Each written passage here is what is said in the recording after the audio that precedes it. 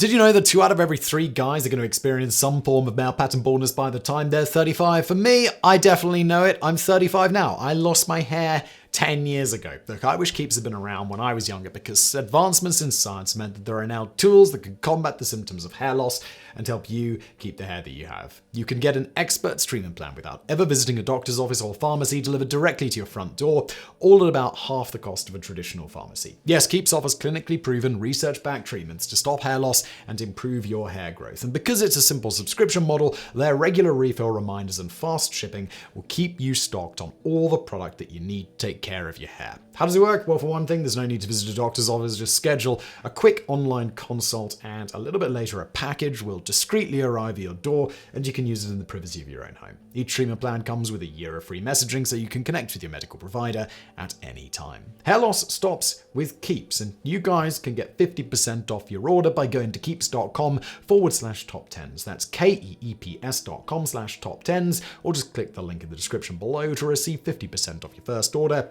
And now today's video.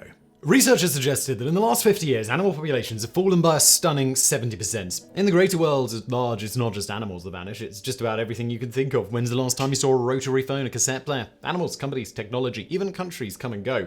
No one is immune to the tides of time. But sometimes a twist of fate can grab something from the brink and save it from extinction at the last minute. Number 10. Tom Cruise saved Ray-Ban. In 2020, the company that owns the Ray-Ban brand of sunglasses made 7.7 billion euros, which is about $7.5 billion. They also own the Oakley brand and a few others, but suffice to say, Ray-Bans are popular. But that wasn't always the case. In the early 1980s, the company was struggling and sales were going downhill. There were even rumors of discontinuing them entirely.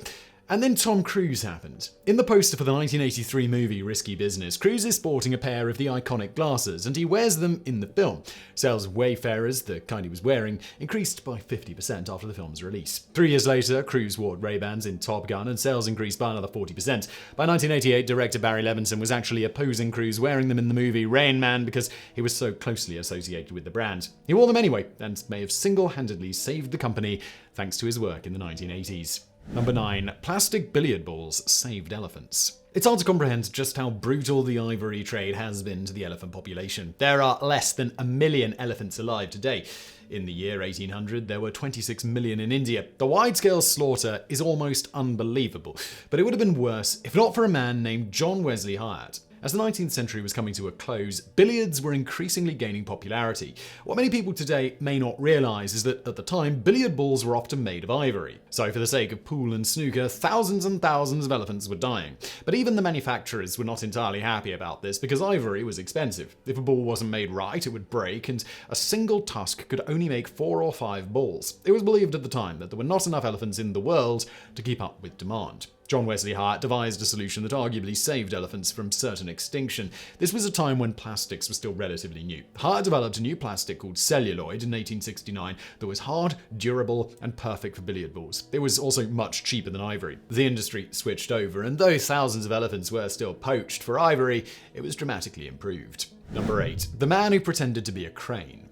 Birds are some of the most remarkable creatures in the world. From tiny hummingbirds with their 1,260 beats per minute heart rate to the oldest confirmed bird in history, a pink cockatoo that made it all the way to 83 years. And then there are the whooping cranes, to which George Archibald dedicated his life. In 1942, there were about 15 whooping cranes left in the wild. Bringing them back from the edge took the conservation work of many people, but George Archibald deserves special recognition for his dedication. To save the species, he worked with a female crane named Text, who had been raised in captivity, imprinted on humans, and essentially didn't know how to be a bird. But she would be integral to saving a species whose genetic diversity was so very limited. Since Tex related to humans, and perhaps even believed she was one, Archibald did what he felt was the only logical thing.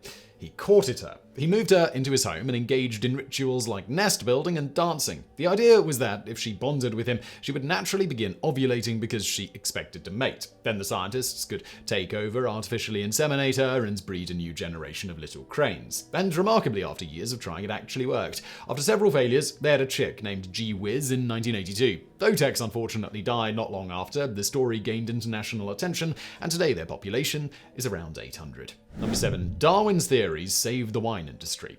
Charles Darwin is obviously best known for his contributions to evolutionary science, but he's also arguably responsible for saving European wine from going extinct, something surely many people today are pretty happy about. He didn't directly save wine, but his work did as European grape growers became overcome by a parasitic louse called Phylloxera. It infected the roots and killed the plants, and it was determined that the little monsters had come from America, and a solution based on Darwin's theories of adaptation was devised. European vines would be grafted to American roots that were resistant to the louse, and they still engage in this practice today. Number 6. Life magazine saved the Shar-Pei. Shar-Peis are not the most popular dog breed in the world, but they're certainly still very recognizable and weirdly cute with their wrinkly bodies. The entire breed nearly went extinct in the 1940s thanks to the Chinese government putting a large tax on the dogs native to the country, causing their numbers to drop so sharply that Guinness declared them the rarest breed in the world in the 1960s.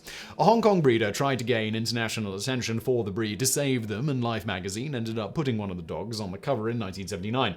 This brought them to the attention of American dog lovers, and demand went through the roof, bringing the breed back from the edge. Number 5. Avocados were saved by giant sloths. Have you ever wondered why an avocado is such a giant pit? Compared to literally any other fruit out there, the avocado doesn't make a lot of sense, especially when you consider how other plants with fruit tend to reproduce.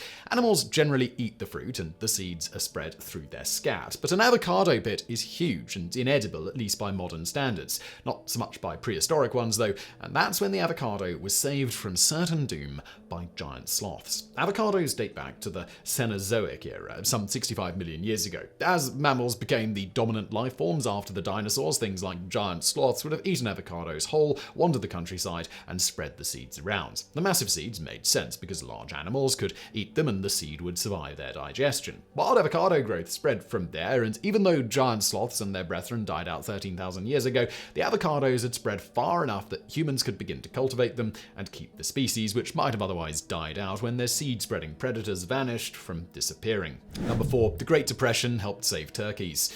You don't think of the Great Depression as being the sort of thing that saved anyone or anything, but that's not entirely true. The Depression had a huge effect on turkeys. Turkeys numbered in the millions before European settlers arrived. In the 1930s, there were about 30,000 left, and 20 states had lost them entirely. Though there were other conservation efforts in place to save the species, the Depression gave them what they needed most: space. As families lost their farms, the land returned to nature. Crops like cotton that had no benefit to wild animals vanished, and other crops returned, giving habitat and food to the animals. Wild turkeys were able to breed in peace again and start to build their numbers back up. Number 3. Poisoned toad sausages may save northern quolls.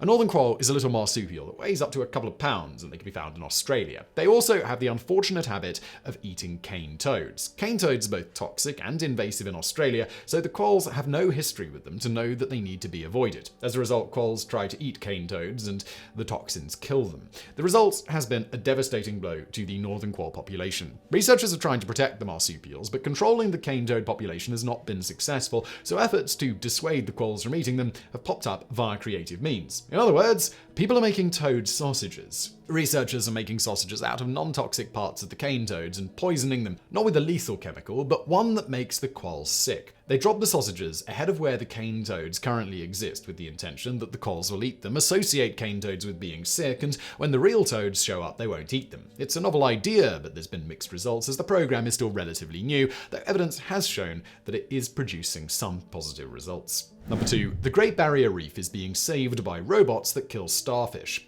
The Great Barrier Reef in Australia has been at risk due to climate change, pollution, and more. And perhaps rather unexpectedly, predatory starfish. The crown of thorns starfish feasts on coral and is incredibly hard to get rid of. You can cut one in half and it'll just turn into 2 starfish. To kill them, they have to either be poisoned or completely destroyed, which is obviously not easy to do in the ocean. Not for the living, anyway, but for a robot? The Cardspot is a drone that patrols the reef and attacks crown of thorns starfish, injecting them with a toxin.